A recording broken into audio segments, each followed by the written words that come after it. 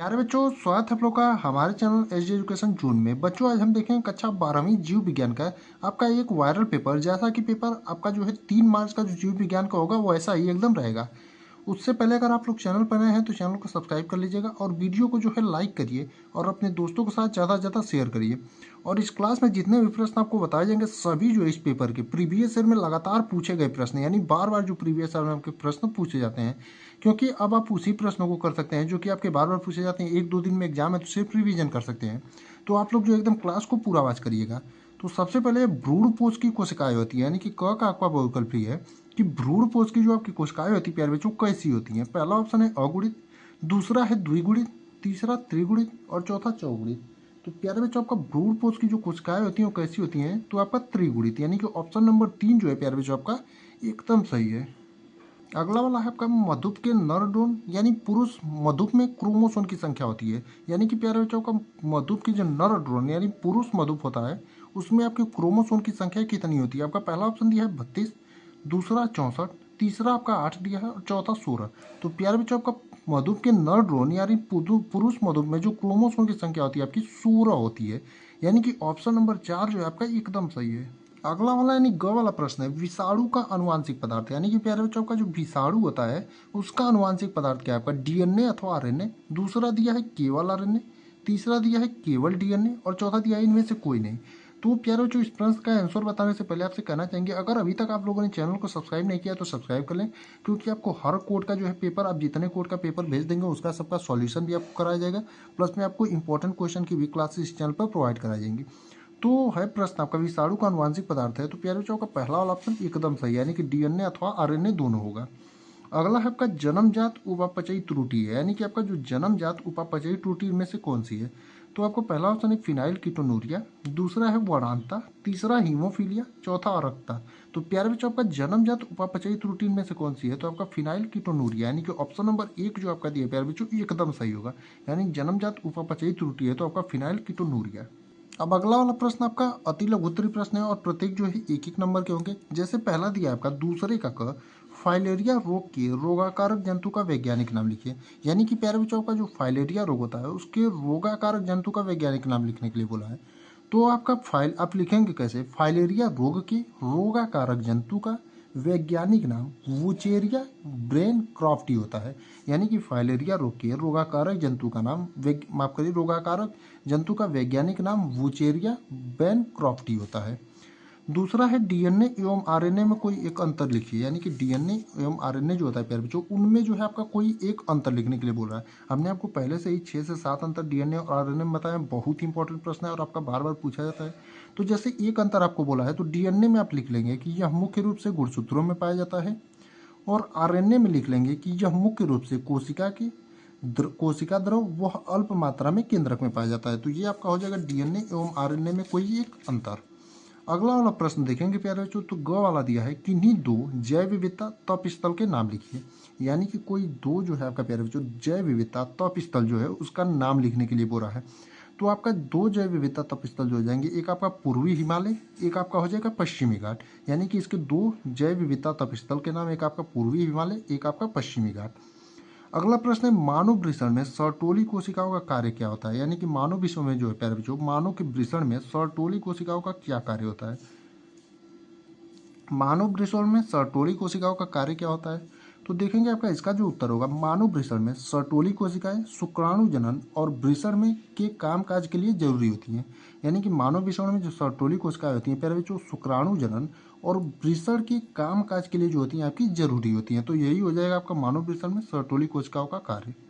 अगला है डीएनए अणु को कौन सा एंजाइम तोड़ता है, और बहुत ही महत्वपूर्ण प्रश्न आपका ये भी है प्यारे बच्चों और आपका बार बार पूछा जाता है कि डीएनए अणु को कौन सा एंजाइम तोड़ता है। तो आपका डीएनए अणु को जो है आपका प्रतिबंधन एंजाइम तोड़ता है। यानी कि प्रतिबंधन एंजाइम जो है प्यारे बच्चों आपका डीएनए अणुओं को तोड़ने का काम करता है। यानी कि इसका जो आपका सही उत्तर होगा कि प्रतिबंधन एंजाइम जो है डीएनए अणुओं को तोड़ने का काम करता है। अब देखेंगे अगला प्रश्न, यानी कि आपका लघुत्तरीय प्रश्न आपका एक टाइप का। तो इसमें आपका दिया है पहला डीएनए के 4 न्यूक्लियोटाइडों के नाम लिखिए। यानी कि डीएनए के 4 न्यूक्लियोटाइड जो होते हैं उनका नाम लिखने के लिए बोला है। और वेरी इंपॉर्टेंट प्रश्न है आपका बच्चों, और आपका एक ट्रिक होता है एटीसीजी। आप इस ट्रिक पर जो है चारों न्यूक्लियोटाइडों के डीएनए के नाम याद कर सकते हैं। जैसे आपका डीएनए के 4 न्यूक्लियोटाइड निम्नलिखित हो गए हैं, जैसे एडेनिन, थाइमिन, साइटोसिन और गुआनिन। तो ए से आपका एडेनिन हो जाएगा, टी से थाइमिन, सी से हो जाएगा आपका साइटोसिन और जी से गुआनिन। तो आप लोग जो है यही फॉर्मूला याद रखिएगा कि ATCG, यानी ए से एडेनिन, टी से थाइमिन, सी से साइटोसिन और जी से आपका गुआनिन, यानी डीएनए के 4 न्यूक्लियोटाइड आपके हो गए। तो आप लोग इस तरीके से जब याद करेंगे तो एकदम आसानी से आपको याद हो जाएगा कि डीएनए के 4 न्यूक्लियोटाइड जो होते हैं प्यारे बच्चों, उनका नाम ATCG वाले फार्मूले पर। अगला है खाद्य श्रृंखला का सचित्र वर्णन कीजिए। और प्यारे बच्चों इंपॉर्टेंट क्वेश्चन आपका, ये भी वेरी इंपॉर्टेंट प्रश्न है और आपका बार बार पूछा जाता है। सचित्र वर्णन में यानी चित्र के साथ वर्णन करना रहेगा। अगला है आणविक जीव विज्ञान के मूल सिद्धांत से आप क्या समझते हैं। यानी कि प्यारे बच्चों का आणविक जीव विज्ञान का जो मूल सिद्धांत होता है उससे आप समझते क्या है।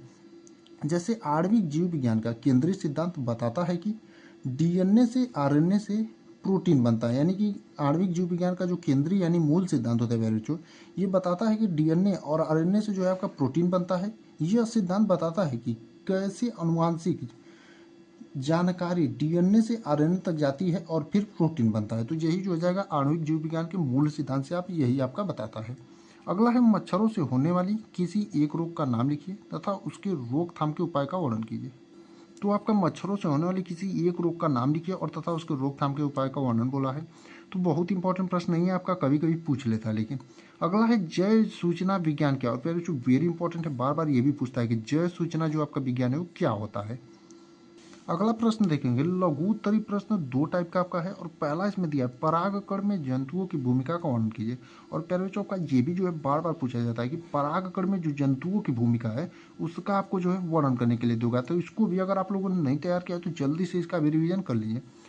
अगला और बहुत ही इंपॉर्टेंट प्रश्न प्यारे बच्चों, और आपका वेरी इंपॉर्टेंट प्रश्न लिख लीजिए, आपका किसी न किसी सेट के पेपर में जरूर पूछेगा कि द्विबीजपत्री भ्रूण का स्वच्छ नामांकित चित्र बनाइए। यानी कि द्विबीजपत्री जो भ्रूण होता है प्यारे बच्चों, उसका स्वच्छ एवं नामांकित यानी जिस पर नाम अंकित हो आपका, वैसा आपको चित्र बनाने को दे देगा। यानी कि द्विबीजपत्री भ्रूण का स्वच्छ एवं नामांकित चित्र बनाइए।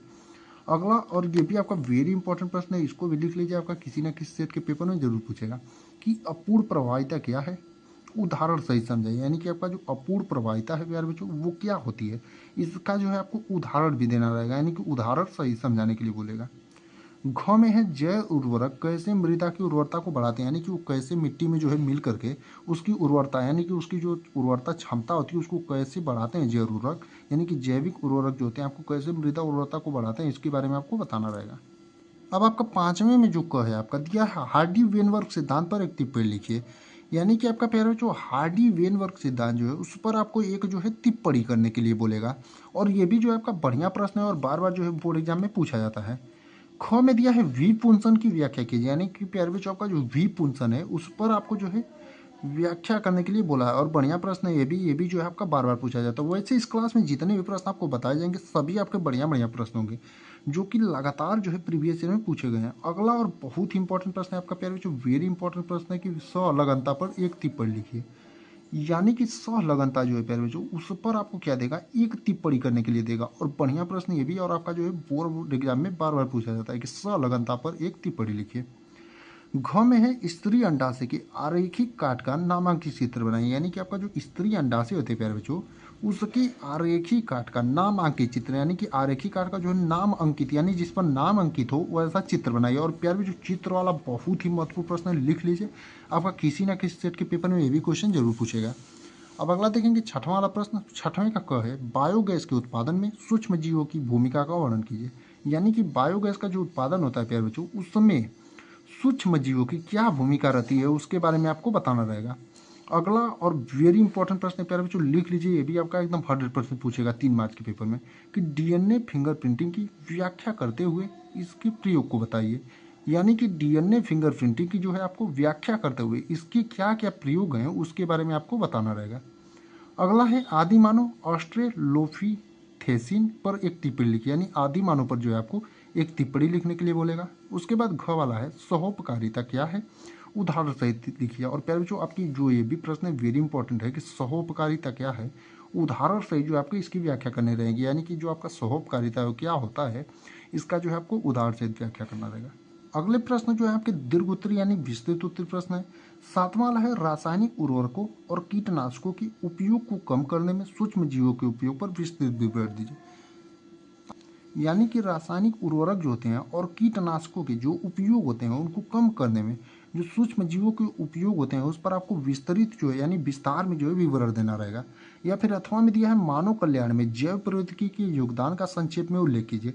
यानी कि प्यारे बच्चों का जो मानव कल्याण में जो है जैव प्रौद्योगिकी का योगदान क्या है उसका आपको संक्षेप में उल्लेख करने के लिए बोला है। अब देखेंगे 8वां वाला प्रश्न तो दिया है मानव जीनोम की प्रमुख विशेषताओं का वर्णन कीजिए। और बढ़िया प्रश्न है प्यारे बच्चों, इसको एकदम आप लोग तैयार कर लीजिए क्योंकि बार बार पूछा जाता है कि मानव जीनोम की प्रमुख विशेषताओं का वर्णन कीजिए और लिख लीजिए। आपका एकदम 100% ये भी आने वाला है क्योंकि आपका बार बार पूछा जाता है। या फिर अथवा में दिया है विभिन्न सहायक जनन प्रौद्योगिकी का वर्णन कीजिए। यानी जो विभिन्न प्रकार की आपकी सहायक जनन प्रौद्योगिकी होती है उसका आपको जो है वर्णन करने के लिए बोला है। और ये भी जो आपका बार बार पूछा जाता है कि विभिन्न सहायक जनन प्रौद्योगिकी का वर्णन कीजिए।